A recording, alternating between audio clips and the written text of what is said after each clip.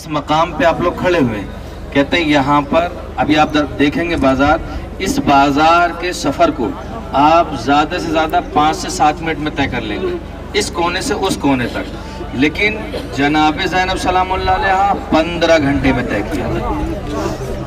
15 घंटे में, कहते हैं जो सफ़र 5 मिनट का इमाम सज्जाद ने 15 घंटे में तय किया। बीमार कुजा शाम का बाजार कुजा आबिदे बीमार कुजा ज़ैनबे दिलगीर कुजा मजमाए अगियार कुजा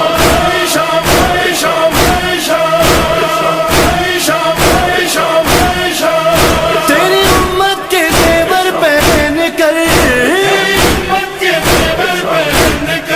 वो देखो नाना चली हूँ मैं शाम। बाजार है, बाजार शाम। आज भी अभी आ तो चुका, जुम्मे का दिन है, ये बाजार बंद है, वरना शरीफ खवातीन इस बाजार से आज भी नहीं गुजर सकती, जहाँ से नबी की बेटियों को गुजारा गया। और चौथे इमाम फरमाते, जब मैं यहाँ से गुजरा और निकला, ये जो ऊपर देखें कोठों पर जो आपको खिड़कियाँ नजर आ रही हैं, यानी अहले हरम बैठे हुए थे यहाँ पर दरबार में, बाजार में। ऊपर से खवातीन गर्म पानी फेंक रहा था, कोई पत्थर मार रहा था, और नबी ज़ादिया इस दरबार से, बाजार से दरबार तक गुजर के गई। बस मुझसे पढ़ा नहीं जा रहा है, तसव्वुर शर्त है कि यहाँ से अली की बेटियाँ जब गुजारी गई, इमाम सज्जाद को गुजारा गया। अज़ादारों, मेरा पढ़ना आसान है। हालात ऐसे रोने पर आप लोगों के पाबंदी, कल अगर नबी ज़ादिया रोती थी तो शिमर तमाचे लगाता था। आज तो हालात ऐसे कि आप रोक नहीं सकते या रुक नहीं सकते, मजलिस मातम हाजिरा नहीं कर सकते, फिर भी बहुत आज़ादी है। एक वक्त वो था कि बीवियाँ रोती थी, शिमर भड़कियाँ दिखाता था। यही बाजार थे, यही राहें थी, यही कह रहे हैं ये हंस हंस के शामी, आने वाले हैं दरबार बागी, जिसने अजदाद मारे हमारे, और रही है यहाँ उसकी बेटी। हम खोलता पानी फेंको छतों से, पत्थरों का करो इंतजाम।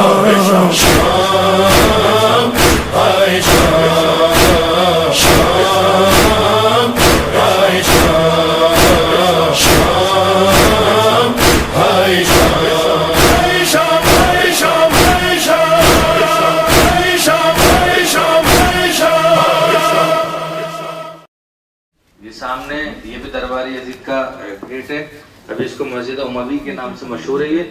ये दरवाज़ा खुलता था जिंदान जनाब सकीना के लिए, जो कहते हैं बच्ची के रोने की आवाज़। आप देखें, जहाँ से आप चलकर आ रहे हैं वहाँ बच्ची का रोना उस जिंदान में, और यहाँ तक आवाज़ आना, आप तसव्वुर कर सकते हैं इस बात को। कहते हैं कि यजीद पूरी अपनी लोगों के साथ, कैबिनेट के साथ बैठा हुआ था, और जनाब यहाँ, इसका अभी हम अंदर से दूसरे गेट से जाएंगे, लेकिन ये करीब वाला गेट है जो जिंदान से मिलता है, और आने पहले ये खुला हुआ था एक ज़माने में, हम लोग इसी से आया जाया करते थे।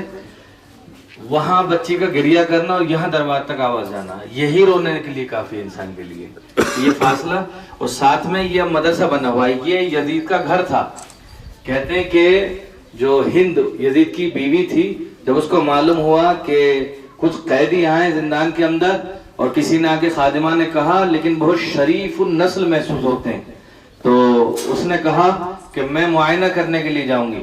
मशहूर रिवायत है कि जब जनाब ज़ैनब सलामुल्लाह अलैहा के पास वो दरबार में गई हिंद, और उसने जाकर के देखा, मुलाकात की कि एक खातून है जो चंद बीवियों को लेकर बैठी हुई है, कुछ बेवाएं हैं जनाब ज़ैनब के साथ में जिंदान में बैठी हुई हैं। जब वहां पे पहुंची हिंद, ये घर था हिंद का, यजीद का, यहाँ से वो जिंदान तक गई, लेकिन पूरी शान शौकत के साथ। उसने अच्छा लिबास पहना हुआ था, जैसा कि सरबराह ममलकत की बीवियां पहनती हैं। जब वो वहां पे पहुंची और बीवी से कलाम किया, उसने पूछा कहाँ के रहने वाले हो।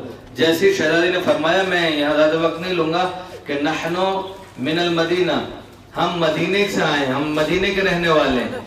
मदीने का नाम सुना, हिंद तड़प गई, इसलिए कि हिंद खादिमा थी और जनाब ज़ैनब सलामुल्लाह अलैहा से कुरान की तालीम की थी, उसने शहजादी से कुरान पढ़ा था। کہتی بیوی مدینے میں میرے آقا رہتے ہیں، کیا جانتی ہو؟ فرمایا کون آقا؟ فرمایا ایک مرتبہ ہند نے حسین ابن علی کا نام سنا ہے کیا آپ لوگوں نے؟ جناب زینب سلام اللہ علیہا ہند کو پہچان چکی تھی، لیکن غیرت آڑے تھی، کہہ نہیں پا رہی تھی میں زینب ہوں۔ شہزادی نے ہند کو پہچان لیا تھا لیکن کہہ نہیں پا رہی تھی کہ میں زینب ہوں۔ ایک مرتبہ ہند نے فوراً فرمایا کہ حسین ابن علی کو جانتے ہو؟ بی بی نے کہا بالکل جانتے ہیں۔ فوراً ہند نے سوال کیا، اے بیویوں تم چونکہ خاتون ہو میری شہزادی کو بھی جانتی ہو؟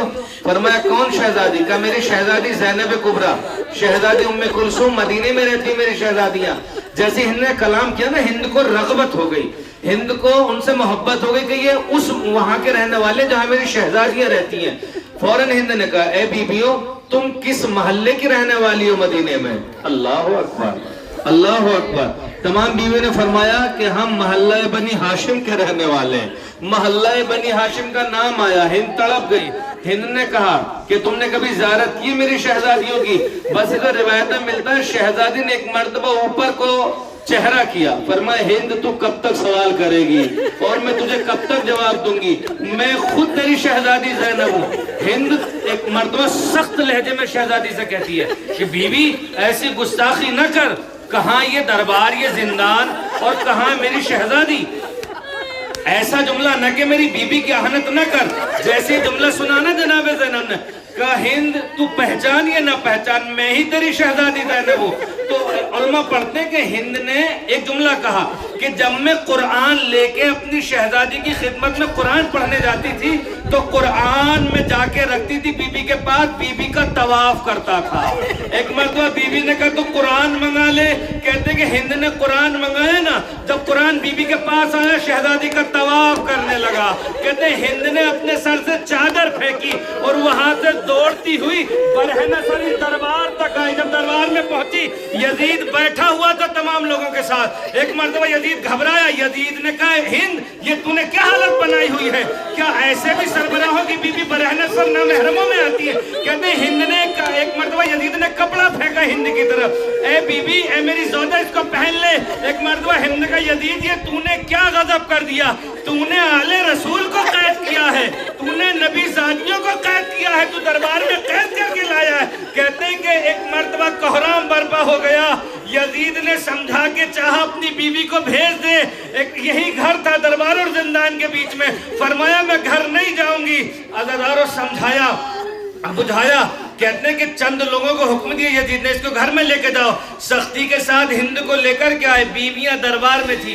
اب آپ آگے بڑھیں گے، آنکھوں سے اشک جاری رہیں گے، وہ دربار وہ بازار دیکھیں گے کہ جس بازار سے آل رسول کو گزارا گیا۔ یا حسین کہتے ہوئے آگے کی طرف بڑھیں۔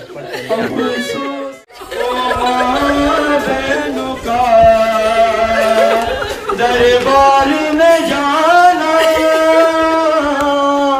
سجاد سے پوچھو، چھپتی تھی